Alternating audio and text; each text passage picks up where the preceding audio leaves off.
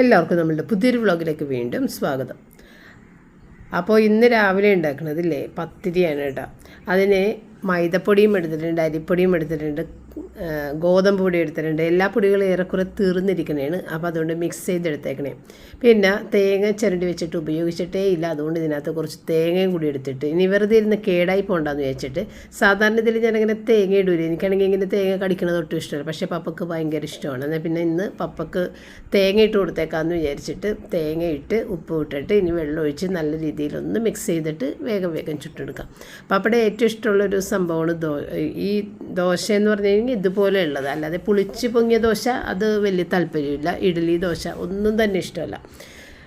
അങ്ങനെ ഇന്നത്തെ ബ്രേക്ക്ഫാസ്റ്റ് ഇത്തിരി സമയമെടുത്ത് ചെയ്യണം. കാരണം ഓരോ ദോശയും ചുട്ടെടുക്കണമെങ്കിൽ ടൈം എടുക്കും. അതാണ് എനിക്കൊരു മടി. ഗ്യാസും കൂടുതൽ വേണം. ചപ്പാത്തി ഉണ്ടാക്കണ പോലെയല്ല, ഇത് കുറച്ച് നേരം കിടന്നിട്ട് വെന്ത് വരണമല്ല.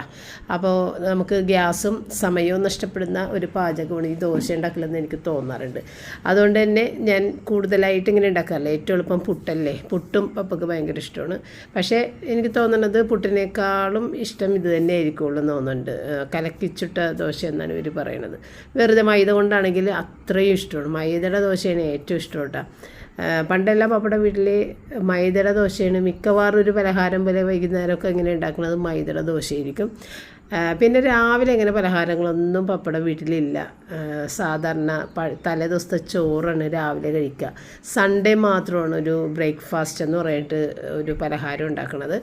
അതും പുട്ട് മാത്രമാണ്. തലേ ദിവസം തന്നെ അരി വെള്ളത്തിൽ കുതിർത്ത് വെച്ചിട്ട് അമ്മ അത് ഉരലിൽ ഇടിച്ച് അരിച്ച് വറുത്തെടുത്തിട്ടാണ് പുട്ടുണ്ടാക്കുന്നത്. അങ്ങനെയാണ് പണ്ട് മുതലേ അവിടെ ചെയ്യുന്നത്. ഞാൻ ചെല്ലുമ്പോഴും പിന്നെ ഞാൻ അവിടെ നിന്ന് ഈ വീട്ടിലേക്ക് മാറുന്നത് വരെയും അങ്ങനെ തന്നെയാണ് കേട്ടോ. അതൊക്കെ എങ്ങനെയാണ് സാധിക്കുക എന്നുള്ളത് എനിക്ക് അതിശയം തോന്നും. വീട്ടിൽ തന്നെ പൊടിച്ചൊക്കെ എടുക്കുക എന്നുള്ളത് അതൊക്കെ പണ്ട് കാലങ്ങളിലൊക്കെ ചെയ്യണതല്ലേ. ഈ കാലഘട്ടത്തിലൊക്കെ ആരും ചെയ്യുമെന്ന് എനിക്ക് തോന്നണില്ല. പക്ഷേ അതൊക്കെ ചെയ്തിരുന്നു. അതുപോലെ കല്ലിലരക്കൽ ഇതെല്ലാം പപ്പയുടെ വീട്ടിൽ അവിടെ നിന്ന് ഞാൻ ഇവിടെ എത്തുന്നത് വരെയും കല്ലിൽ തന്നെയാണ് അരച്ച് കറിയൊക്കെ വെക്കുന്നത്. മിക്സി ഉണ്ടെങ്കിലും മിക്സി ഒരു ഡെക്കോർ ഐറ്റം പോലെയാണെന്ന് എനിക്ക് തോന്നാറുണ്ട് ആ വീട്ടിൽ. എപ്പോഴും അതവിടെ ഇങ്ങനെ വെച്ചേക്കും. ഒരു കാഴ്ച ഭംഗി അത്രയേ ഉള്ളൂ. ക്രിസ്മസിന് ഈസ്റ്ററിനൊക്കെ സ്റ്റ്യൂ ഉണ്ടാക്കൂലേ, അപ്പോൾ മാത്രമാണ് മിക്സി എടുക്കുന്നത്. തേങ്ങാപ്പാൽ പിഴിയാൻ വേണ്ടി തേങ്ങ ഒന്ന് ഒതുക്കിയെടുക്കാൻ വേണ്ടിയിട്ട് മാത്രം. അപ്പോൾ അങ്ങനെയൊക്കെ ആയിരുന്നു അന്നത്തെ കാലഘട്ടങ്ങൾ. അന്നത്തെ കാലഘട്ടം എന്ന് പറഞ്ഞാൽ ഒരു 10-18 വർഷം മുൻപ് വരെയുള്ള കാലഘട്ടമാണ് ഞാൻ പറഞ്ഞത്. 18 വർഷമായി ഞാൻ ഈ വീട്ടിൽ താമസിക്കുന്നത്. അതുവരെയുള്ള കാലഘട്ടമാണ് ഈ പറഞ്ഞത്. അപ്പോൾ ഞാനും പപ്പയും കൂടി ഇരുന്നിട്ട് കഴിച്ചിട്ട് 2 മുട്ട മാത്രമേ ഉണ്ടായിരുന്നുള്ളൂ. അത് പുഴുങ്ങാനൊന്നും നിന്നില്ല. ഗരം മസാലയും മുളക് പൊടിയും മഞ്ഞൾപ്പൊടിയൊക്കെ ഇട്ടിട്ട് അത് വേഗം ഒന്ന് തിളപ്പിച്ചെടുത്ത് നല്ല ടേസ്റ്റായിരുന്നു. അപ്പോൾ പപ്പയ്ക്ക് ഒരു പ്രത്യേകതയുണ്ട് കേട്ടോ. പപ്പ ചപ്പാത്തി, ദോശ, ബ്രെഡൊക്കെ കഴിക്കണമെങ്കിൽ 2 കൈ ഉപയോഗിച്ച് കഴിക്കുള്ളൂ. അത് ഞങ്ങൾ എപ്പോഴും ഇങ്ങനെ ശ്രദ്ധിക്കണം ഒരു കാര്യമാണ്. ഒരു കൈ വെച്ചൊന്ന് കീറി മറ്റേ കൈ വെച്ച് കഴിക്കണം. നമ്മളൊക്കെ നമ്മുടെ ഭക്ഷണം കഴിക്കുമ്പോൾ ഒരു കൈ മാത്രമല്ലേ യൂസ് ചെയ്യുള്ളൂ. പപ്പ അങ്ങനെയല്ല, 2 കൈ യൂസ് ചെയ്യും. അതെപ്പോഴും ഞങ്ങൾ പറയും ഇത് കൊച്ചു പിള്ളേർ പോലെയുള്ള കഴിക്കണം. പക്ഷേ എന്തോ ചെറുപ്പം മുതൽ ശീലിച്ച കാര്യങ്ങൾ എന്തോ. അപ്പം ഞാൻ പപ്പയുടെ അടുത്ത് പറയും, അപ്പോൾ പപ്പ ഷിപ്പിൽ എങ്ങനെ ചെയ്യുക? അപ്പോൾ ഷിപ്പിൽ കൈ ഉപയോഗിക്കാറേ ഇല്ലല്ലോ എന്ന് പറയും. ഫോർക്കും സ്പൂണും നൈഫൊക്കെ വെച്ചിട്ടല്ലേ കഴിക്കുക. അപ്പോൾ വീട്ടിൽ വരുമ്പോഴേ ഇങ്ങനെ കഴിക്കാൻ പറ്റുക എന്നൊക്കെ പുള്ളി പറയും കേട്ടോ. ഇത് ഷിപ്പിൽ നിർബന്ധമാണ്, കൈവച്ചൊന്നും അങ്ങനെ കഴിക്കാൻ പാടില്ല. ടേബിൾ മാനേഴ്സ് അങ്ങനെയൊക്കെ ഉണ്ട്. അപ്പോൾ നമ്മുടെ റയൻ മെഡിക്കലിന് പോണ സീനാണ് കേട്ടോ. എത്ര തവണ എത്തി നോക്കിയിട്ടാണ് പോകണതെന്ന് നോക്കി. ഇവർ പണ്ട് എനിക്ക് ചിരി വരും. പണ്ട് സ്കൂളിൽ പോകുമ്പോൾ റിച്ചാർഡാണ് മെയിൻ. റയനും ഉണ്ട് അങ്ങനെ. പോയിട്ടൊന്ന് തിരിച്ചു വരും, വീണ്ടും നോക്കും. പിന്നെ മതിലിൻ്റെ മുകളിലേക്ക് ചാടി തല ഒന്ന് കാണിച്ചിട്ട് പോകും. ഇതൊക്കെ തന്നെ പണികൾ ഇപ്പോഴും. അതൊക്കെ തന്നെ റിച്ചാർഡും ഇതൊക്കെ തന്നെ ചെയ്യും കേട്ടോ, ഇപ്പോഴും ചെയ്യും. അപ്പോൾ അങ്ങനെ റയൻ ഒരുപാട് തവണ നോക്കി പോകണേന് കേട്ടോ. അവിടെ വണ്ടി വന്നിട്ടുണ്ട് പോകാനായിട്ട്, യൂബർ ബുക്ക് ചെയ്തിട്ടുണ്ട്. അത് അങ്ങോട്ട് പോയതാണ് റയൻ. പടിഞ്ഞാറേ സൈഡിലാണ് വണ്ടി വന്നത്. അപ്പോൾ അങ്ങനെ റയൻ പോയി. പിന്നെ കുറേ അധികം നേരം കഴിഞ്ഞ് പിന്നെ പപ്പേനെ ഞാൻ സാധനങ്ങൾ മേടിക്കാൻ വിട്ടിട്ടുണ്ടായിരുന്നു മട്ടാഞ്ചേരി കടയിൽ. കാരണം ഒന്നുമില്ല വീട്ടിൽ. ഇപ്പം നമ്മുടെ വീട്ടിൽ പണി അങ്ങനെ ഇങ്ങനെയൊക്കെ ആയതുകൊണ്ട് തന്നെ പപ്പ കിടന്ന് ഓടണ്ടേന്ന് വിചാരിച്ചിട്ട് ഞാൻ പിന്നെ വേണ്ട, പിന്നെ ഒന്ന് മേടിക്കാമെന്ന് പറഞ്ഞിട്ട് അങ്ങനെ ദിവസങ്ങളങ്ങോട്ട് പോയിട്ടുണ്ട്. അതെല്ലാത്തിനും കൂടി ഇട്ട് ഓടിക്കണ്ടല്ലോ എന്ന് വെച്ചിട്ട് ഒരുപാട് പണിയുണ്ട് പപ്പക്ക്. അപ്പോൾ അങ്ങനെ ഇന്ന് എന്തായാലും മേടിക്കാതെ പറ്റൂല. അങ്ങനെ മേടിപ്പിച്ചതാണ് കേട്ടോ. അപ്പോൾ പപ്പ പറയേണ്ടത് ഞാൻ പോയി മേടിക്കുക കുഴപ്പമില്ല എന്ന് പറഞ്ഞെങ്കിൽ എൻ്റെ മനസ്സിലൊരു വിഷമമാണ് ഇനി ഇട്ട് ഓടിക്കണ്ട എന്നുള്ളത്. അപ്പോൾ അങ്ങനെ കുറേ സാധനങ്ങൾ ഒന്നിച്ച് അങ്ങനെ പൊടികൾ ഒക്കെ. പിന്നെ നമ്മൾ ബ്ലിങ്കിറ്റിൽ നിന്ന് വളരെ കുറച്ച് സാധനങ്ങളല്ലേ മേടിക്കാറുള്ളൂ. എല്ലാം കൂടി ഇങ്ങനെ മേടിക്കുമ്പോൾ നമുക്ക് കടയിൽ പോയി മേടിക്കുന്നത് തന്നെയാണ് നല്ലത്. അപ്പോൾ പിന്നെ ഫ്ലിപ്കാർട്ടിൽ നിന്ന് നമ്മൾ കുറച്ച് സാധനങ്ങൾ മേടിക്കും. ഫ്ലിപ്കാർട്ടിൽ നിന്ന് മേടിക്കുന്നത് ഭൂരിഭാഗം ഇങ്ങനെ സോപ്പ് അങ്ങനത്തെ കുറേ സാധനങ്ങളൊക്കെ ഒന്നിച്ച് എടുക്കുന്നത് ഫ്ലിപ്കാർട്ടിൽ നിന്ന് എടുക്കും. അല്ലാതെ നമ്മൾ സ്ഥിരമായിട്ട് ഉപയോഗിക്കുന്ന പൊടികളൊക്കെ എനിക്ക് കടയിൽ നിന്ന് മേടിക്കുന്നത് തന്നെയാണ് ഇഷ്ടമുണ്ട്. അതാണ് കുറച്ചും കൂടി ലാഭം. അപ്പോൾ നമ്മുടെ റൂബി കുഞ്ഞ് എന്തുകൊണ്ടെന്ന് വെച്ച് കഴിഞ്ഞാൽ എല്ലാം അടുത്ത് നോക്കും കേട്ടോ. പക്ഷേ ഒരു സാധനം പോലും അവൾ കടിക്കേ ഒന്നുമില്ല കേട്ടോ. ഒരു ശല്യം ഇല്ലാത്തൊരു ഡോഗാണ് നമ്മുടെ റൂബി കുഞ്ഞ് കേട്ടോ. ഒരു സാധനങ്ങളും അവൾ തിരിഞ്ഞു നോക്കൂല. അത് എന്ത് തന്നെ തുറന്നു വെച്ച് കഴിഞ്ഞാലും സാധാരണ ഡോഗ് എടുത്ത് കഴിക്കൂല. അങ്ങനത്തെ ഒരു സംഭവങ്ങളും ഇല്ല. തൊടൂല. അവളുടെ ഭക്ഷണം പോലും അവൾ തൊടൂല. അതും കൂടി നമ്മളെടുത്ത് വായിൽ വെച്ച് കൊടുക്കണം. അപ്പോൾ ഒരുപാട് ആളുകൾ എൻ്റെ അടുത്ത് ചോദിക്കാറുണ്ട് എത്ര നേരമാണ് ഭക്ഷണം കൊടുക്കാമെന്ന്. റൂബിക്ക് ഒരു നേരം മാത്രം ഭക്ഷണം കൊടുക്കുക. ഒരു നേരം തന്നെ അവൾ കഴിക്കുന്നത് കഷ്ടപ്പെട്ടാണ്. അപ്പോൾ പിന്നെ 2 നേരം എങ്ങനെ കൊടുക്കാനാണ്? അവൾക്ക് ഒറ്റ നേരമാണ്. അത് സമയമൊന്നുമില്ല. അവൾക്ക് കഴിക്കാൻ നമ്മൾ കൊടുക്കും.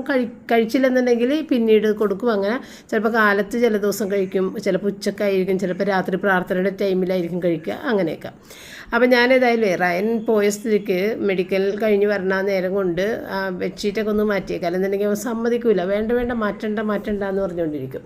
അപ്പോൾ ഇന്ന് ഏതായാലും അവനില്ലല്ലോ എന്ന് വെച്ച് വേഗം ബെഡ്ഷീറ്റൊക്കെ മാറ്റി വേറെയൊക്കെ വിരിച്ചൊക്കെ ഇട്ട് പിന്നെ പതിവ് പോലെ തുടക്കൽ അടിക്കൽ ഇങ്ങനത്തെ കാര്യങ്ങളൊക്കെ തന്നെ കേട്ടോ. കൂടുതലൊന്നും ഇന്ന് ചെയ്യാനില്ല. അപ്പം ഞാൻ മീൻകറിയുടെയും മീൻ വറുത്തതിൻ്റെയും ബാക്കിയുള്ളത് കൊണ്ടും ചോറുമുണ്ട്. ഉച്ചക്ക് ഓക്കെയാണ്. പക്ഷേ 2 പേർക്കേ തികയുള്ളൂ. ഇത് കറികൾ ചോറുണ്ട്. 2 പേർക്കുള്ള മീൻകറി മീൻ വറുത്തതുമുണ്ട്. അപ്പം ഞാൻ റയൻ്റെ അടുത്ത് പറഞ്ഞേ, റയനെ നീ മെഡിക്കൽ കഴിഞ്ഞിട്ട് ചിലപ്പോൾ അവൻ അവിടെ നിന്ന് ബിരിയാണിയൊക്കെ കഴിച്ചിട്ടൊക്കെ പോരും. അപ്പോൾ അങ്ങനെ കഴിക്കുന്നുണ്ടാ ഇന്ന് എന്ന് ചോദിച്ചു. അപ്പോൾ ചെറിയൊരു മെഡിക്കൽ മാത്രമാണ്. കാരണം വലിയ മെഡിക്കൽ കഴിഞ്ഞതാണ്. ഇനിയിപ്പോൾ ബ്ലഡ് ടെസ്റ്റിങ് അത്രയും മാത്രം 2-3 മാസത്തെ ആ ഒരു വ്യത്യാസം അറിയാൻ വേണ്ടി അത് മാത്രമേ ചെയ്യാനുള്ളൂ. അപ്പോൾ അവൻ പറഞ്ഞിട്ടുണ്ടായിരുന്നു ഞാൻ വിളിക്കാം, ഫുഡ് അവിടെ നിന്ന് കഴിക്കണമെന്നുണ്ടെങ്കിൽ പറയാം. അപ്പോൾ അങ്ങനെ വിളിച്ചിട്ട് പറഞ്ഞപ്പോൾ ഞാൻ ഇങ്ങോട്ട് തന്നെ പോകുന്നത്. കാരണം കഴിഞ്ഞ് അധികം ടെസ്റ്റൊന്നുമില്ല, ചെറിയ ടെസ്റ്റുകൾ മാത്രമേ ഉള്ളതുകൊണ്ട് ഇനിയിപ്പോൾ അവിടെ നിന്നിട്ട് കാര്യമില്ലല്ലോ, വേഗം വീട്ടിലേക്ക് വരും, ഭക്ഷണം വേണം എന്ന് പറഞ്ഞു ഉച്ചക്ക്. അങ്ങനെ പിന്നെ ഞാൻ വിചാരിച്ചെന്നേ പിന്നെ പപ്പ കൊണ്ടുവന്ന കൂട്ടത്തിൽ നിന്ന് എന്തെങ്കിലും എടുത്ത് കറി വെക്കാം. പച്ചക്കറികൾ അത്യാവശ്യം 1-2 കൂട്ടമൊക്കെ എടുത്തിട്ടുണ്ട്. പിന്നെ നമ്മൾ ഇന്നലെ ഓറഞ്ചിൻ്റെ കാര്യം പറഞ്ഞിട്ടില്ല. അപ്പോൾ എന്താണ് അത് കിന്നോ എന്ന് പറഞ്ഞിട്ടുള്ള ഒരു ഫ്രൂട്ടാണെന്ന് പറഞ്ഞിങ്ങനെ കമൻറ്റ് കണ്ടിട്ടുണ്ട്. അത് എനിക്ക് ആദ്യത്തെ അറിവായിരുന്നത്. ഞാൻ ഓറഞ്ച് എന്ന് തന്നെയാണ് ഞാൻ വിചാരിച്ചിരുന്നത്. പക്ഷേ അത് ശരിയാണ്. ഞാൻ നോക്കിയിട്ടുണ്ടായിരുന്നു, ഗൂഗിൾ സെർച്ച് ചെയ്തപ്പോൾ ഈ സാധനം കിന്നോ എന്ന് പറഞ്ഞിട്ട് കാണിച്ചിട്ടുണ്ടായിരുന്നു. ഒരു സങ്കര ഇനം സംഭവമാണ്. സംഭവം നല്ല രീതിയിൽ ഉണ്ടാകുമെന്നൊക്കെയാണ് പറഞ്ഞത്. ഒരുപാട് ഉണ്ടാകുന്നൊരു ഫ്രൂട്ടാണ്, വിലയും കുറവാണ്, നല്ല ടേസ്റ്റുമാണെന്നൊക്കെ ഉള്ളതൊക്കെ നമ്മളിപ്പോൾ കഴിച്ചപ്പോഴും നല്ല ടേസ്റ്റ് തന്നെയാണ്. അപ്പോൾ സംഭവം കൊള്ളാം. ആദ്യമായിട്ടാണ് എനിക്ക് ആ പേര് കിട്ടിയത്. അങ്ങനെ അത് 2 കിലോ പപ്പ മേടിച്ചുകൊണ്ട് വന്നിട്ടുണ്ട്. കാരണം 1 കിലോ ഞാൻ ഇരുന്നിരിപ്പിൽ കഴിച്ച് തീർത്തിട്ടുണ്ടായിരുന്നു, അത്രയും ടേസ്റ്റ് ആയതുകൊണ്ട്. അപ്പോൾ 2 കിലോ മേടിച്ച് കൊണ്ടുവന്നിട്ടുണ്ട്. സോഡാപ്പൊടി കഴുകാനുള്ളതാണ് കേട്ടോ. അത് 3 പാക്കറ്റ് ബേക്കിംഗ് സോഡയില്ലേ, അപ്പോൾ അത് നമ്മൾ ക്ലീനിങ്ങിനൊക്കെ വേണ്ടിയിട്ടുള്ളത്, അത് 3 പാക്കറ്റ്. പിന്നെ കുറച്ച് പച്ചക്കറികളും. പിന്നെ ഞാൻ മെയിനായിട്ട് മട്ടഞ്ചേരിക്കടയിൽ നിന്ന് മേടിക്കുന്നത് പുട്ടിൻ്റെ പൊടി, അതായത് സ്റ്റീംഡ് പുട്ടുപൊടി, അവരുടെ ബ്രാൻഡ്. അങ്ങനെ അപ്പോൾ അങ്ങനെയുള്ള കുറച്ച് പൊടികൾ, സവാള, ചെറിയുള്ളി, 2 കിലോ സവാളയും ചെറിയ ഉള്ളിയും, അങ്ങനെ എല്ലാ സാധനങ്ങളും കൊണ്ടുവന്നു. അപ്പോൾ ചിലതൊക്കെ പപ്പ തെറ്റിച്ചാൽ മേടിച്ചേക്കണം കേട്ടോ.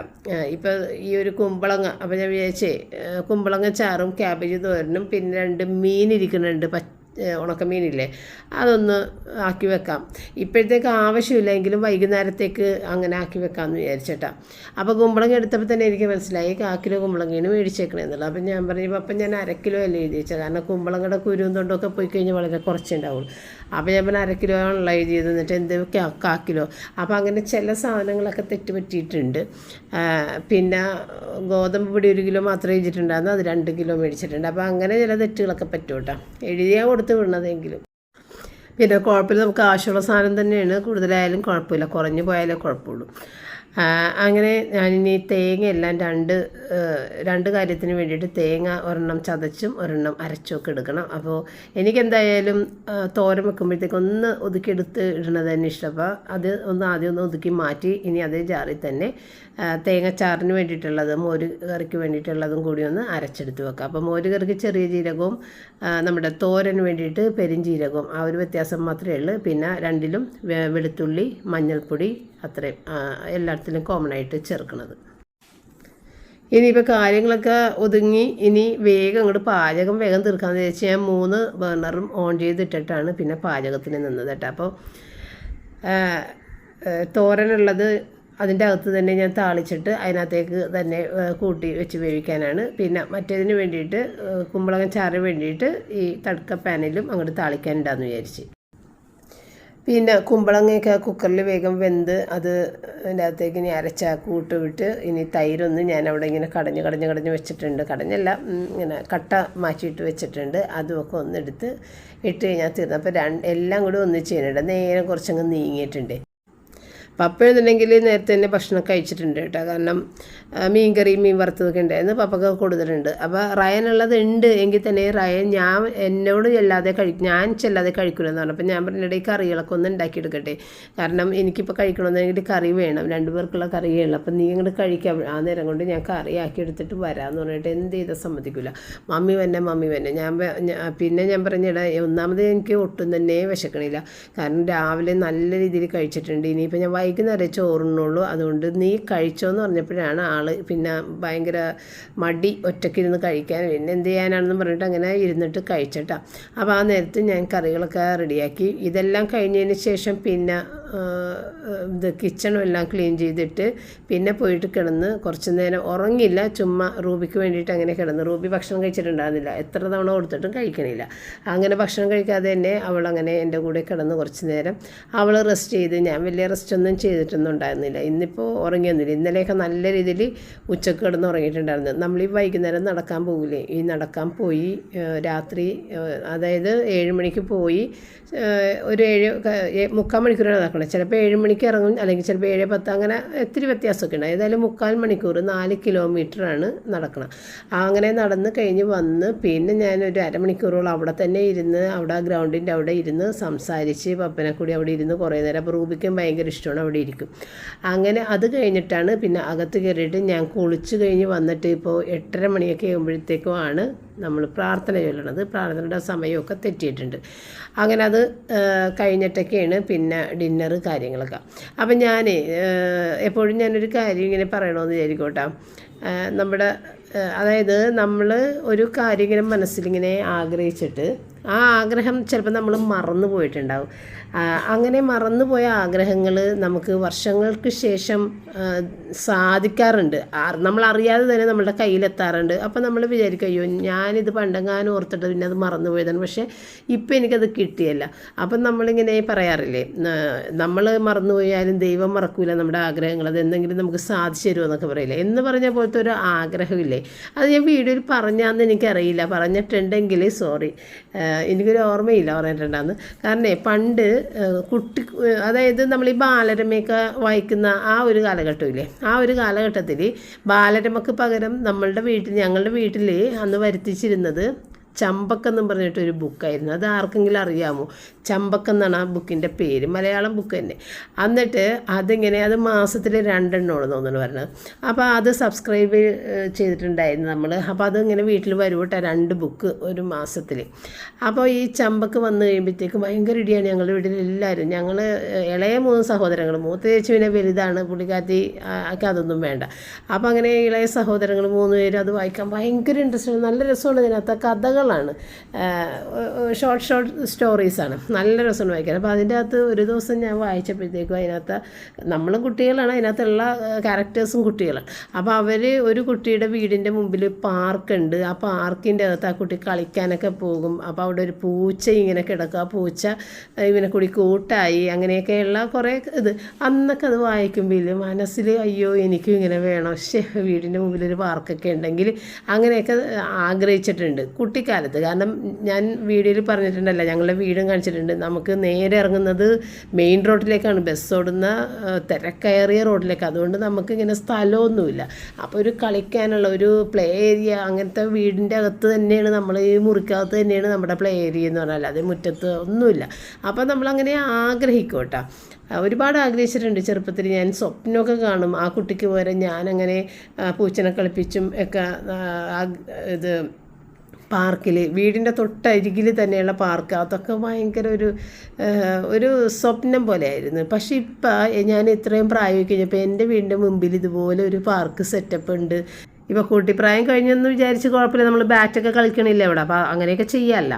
അത് ഞാൻ എപ്പോഴും വിചാരിക്കും, നമ്മൾ ചെറുപ്പത്തിൽ കണ്ടൊരു സ്വപ്നം ചെറുപ്പത്തിൽ കിട്ടിയില്ലെന്നുണ്ടെങ്കിലും ഇപ്പോഴും എനിക്കത് ഭയങ്കര സന്തോഷമാണ് കേട്ടോ. ഇപ്പോഴും ആ ഒരു ഭയങ്കര ഹാപ്പിയാണ്. ഗ്രൗണ്ടും അതിലൂടെ നടക്കുമ്പോഴും അവിടെ ഇരിക്കാനുള്ളതും നല്ല ലൈറ്റ് അറേഞ്ച്മെൻറ്റ്സ് എല്ലാം. ഓരോ ദിവസവും കൂടി ഞാനിങ്ങനെ നടക്കുമ്പോൾ ഈ ഒരു കാര്യം ഓർക്കാറുണ്ട്. ഈ ചമ്പക്ക് വായിച്ചതും അതിനെക്കുറിച്ച് ഞാനിങ്ങനെ മനസ്സിൽ അത് സ്വപ്നം കണ്ട് എനിക്ക് കിട്ടിയിരുന്നെങ്കിലെന്ന് ഞാൻ ആഗ്രഹിച്ചതും എല്ലാം ഞാനിങ്ങനെ ഓർക്കോട്ടാ. ഇപ്പം എനിക്ക് അത്ഭുതം, ശരിക്കും അത്ഭുതമാണ്. ഇപ്പം ഞാൻ എല്ലാ ദിവസവും ആ ഗ്രൗണ്ടിലേക്ക്, നേരത്തെ ഗ്രൗണ്ടിൽ ലൈറ്റൊന്നും ഉണ്ടായിരുന്നില്ല, അപ്പോൾ ഇരുട്ടായിട്ട് കിടക്കുമ്പോൾ നമുക്ക് ഇറങ്ങാനും തോന്നില്ല. ഇതിപ്പോൾ ചുറ്റും ലൈറ്റ് വെച്ച് ഗ്രൗണ്ടിൻ്റെ ചുറ്റും. പിന്നെ നമുക്ക് സ്ട്രീറ്റ് ലൈറ്റ് നേരത്തെ ഉള്ളതാണ്, പക്ഷേ സ്ട്രീറ്റ് ലൈറ്റ് മാത്രമായിട്ട് പറ്റൂലായിരുന്നു. ഇതിപ്പോൾ ഗ്രൗണ്ടിന് ചുറ്റും 2 സെറ്റ് ലൈറ്റാണ് വെച്ചേക്കണം, അപ്പോൾ വലിയതും ചെറുതും. അപ്പോൾ നല്ല രസമാണ് കേട്ടോ. അപ്പോൾ അങ്ങനെ അതൊക്കെ ചില കാര്യങ്ങൾ അങ്ങനെ നമുക്ക് ദൈവം കൊണ്ടുവന്ന് കൈ തരുമല്ലേ. അങ്ങനെയില്ലേ, എൻ്റെ കറികളൊക്കെ റെഡിയായെങ്കിലും ഞാൻ ചോറൊന്നും തിന്നില്ല കേട്ടോ. ഞാൻ 4:30 മണിയായപ്പോഴത്തേക്കാണ് ചോറ് തിന്നിട്ടുണ്ടായിരുന്നത്. കിടന്നൊക്കെ ചുമ്മാ ഇത്തിരി നേരമൊക്കെ കിടന്ന് എഴുന്നേറ്റിട്ട്. അപ്പോൾ ഉപ്പും മീനും മോരുചാറ് വലിയ പുളി ഉണ്ടായിരുന്നില്ലെന്ന്. 2-3 ദിവസമായി. കഴിഞ്ഞ ഞായറാഴ്ചയാണ് അത് മേടിച്ച്. ആ പണിക്കാർക്ക് വേണ്ടിയിട്ട് 2-3 പാക്കറ്റ് പാല്, പിന്നെ തൈര്, അതിൻ്റെ കൂട്ടത്തിൽ 2 പാക്കറ്റൊക്കെ മേടിച്ച് വെച്ച്. പക്ഷേ ആ പണിക്കാരൊന്നും കഴിച്ചൊന്നുമില്ല. പിന്നെ ഞങ്ങൾ തന്നെ ചായയിട്ട് കുടിച്ച് തീർത്ത് പാല്. അപ്പോൾ അന്ന് മേടിച്ച തൈരാണ് ഇത്രയും ദിവസമായിട്ട് അത് പുളിച്ചിട്ടില്ല. എങ്കിലും മോരുകറി ഉണ്ടാക്കി വെച്ച് ഒരു കോമ്പിനേഷൻ നല്ലതാണ്. ക്യാബേജ് തോരനും എല്ലാം റെഡിയാക്കി. അപ്പോൾ റയൻ വന്നിട്ട് പിന്നെ ഉടുപ്പൊന്നും മാറിയിട്ടില്ല, അങ്ങനെ നിൽക്കുന്നുണ്ട്. അപ്പോൾ ഞാൻ പറഞ്ഞിടാ, നീ എൻ്റെ കൂടെ നടക്കാനിറങ്ങി വന്നുകൊണ്ടപ്പോൾ ഇല്ല ഞാൻ വരൂല എന്ന് പറഞ്ഞു. അവൻ രാവിലെയാണ് പോണത്. അപ്പോൾ എനിക്ക് ഈ ടൈം എനിക്കിഷ്ടമല്ല എന്നൊക്കെ പറഞ്ഞ്. പിന്നെ ഇത് പുകക്കണ കാര്യമില്ലേ, സാമ്പ്രാണിയാണ് ഞാനിപ്പോൾ പുകച്ചത്. അതിൻ്റെ അകത്ത് കുറച്ച് കുന്തിരിക്കത്തിൻ്റെ പൊടി കിടപ്പുണ്ട്. ആ കുന്തിരിക്കത്തിൻ്റെ പൊടി താനേ കത്തുമെന്നാണ് അവർ പറഞ്ഞത്. പക്ഷേ അത് താനേ ഒന്നും കത്തണമൊന്നുമില്ല കേട്ടോ. അപ്പോൾ വൈകുന്നേരത്തെ തുടക്കലും പാത്രം കഴുകി ഒതുക്കലും കിച്ചൺ ക്ലീനിങ്ങും എല്ലാം കഴിഞ്ഞതിന് ശേഷമാണ് ഇതൊക്കെ കത്തിച്ച് വെക്കണത് കേട്ടോ. അതാണ് എനിക്കൊരു തൃപ്തി. ഇനിയിപ്പോൾ നടക്കാൻ പോകാനുള്ള പരിപാടിയാണ്. അപ്പോൾ ഇല്ലേ, ഞാൻ ഇനി കാണിക്കുന്ന കുറച്ച് ബ്രോഷറുകൾ നമ്മളുടെ കുട്ടികൾക്ക് ഇപ്പോൾ ഹയർ സ്റ്റഡീസിന് പോകാനുള്ള ടൈം ആയിക്കൊണ്ടിരിക്കണമല്ലോ, +2 കഴിഞ്ഞ പിള്ളേർക്ക്. അപ്പോൾ അങ്ങനെ ഹയർ സ്റ്റഡീസിനൊക്കെ പോകാൻ താല്പര്യപ്പെട്ട് നിൽക്കുന്നവർക്കുള്ള ഒരുപാട് ടൈപ്പ് കോഴ്സുകൾ ഉള്ള ഒരു ഏജൻസിയാണ്. അപ്പോൾ വിവേക് എന്നുള്ള ഈ ഒരു നമ്പറിലേക്ക് നിങ്ങൾ കോൺടാക്ട് ചെയ്താൽ മതി. വിവേക് റയൻ്റെ കൂടെ ഡെൽറ്റ സ്റ്റഡിയിൽ പഠിച്ച സ്റ്റുഡൻ്റാണ്. നമ്മുടെ വീട്ടിൽ എപ്പോഴും വിസിറ്റ് ചെയ്യുന്ന ഒരു മോനാണ് കേട്ടോ. അപ്പോൾ അവർക്ക് ഒരുപാട് ബിസിനസ്സുകൾ ഉള്ളതാണ്. ആ കൂട്ടത്തിലുള്ളൊരു ബിസിനസ്സാണിത്. അപ്പോൾ ഇത് റൺ ചെയ്തുകൊണ്ടിരിക്കുന്ന ഒരു കാര്യമാണ് കേട്ടോ. അപ്പോൾ നിങ്ങൾക്ക് കോൺടാക്റ്റ് ചെയ്യാൻ ആഗ്രഹമുള്ളവർക്ക് ഈ ഒരു വിവേകിൻ്റെ നമ്പറിലേക്ക് വിളിക്കാവുന്നതാണ്. അപ്പോൾ ഇനി നമുക്ക് വീണ്ടും കാണാം. താങ്ക്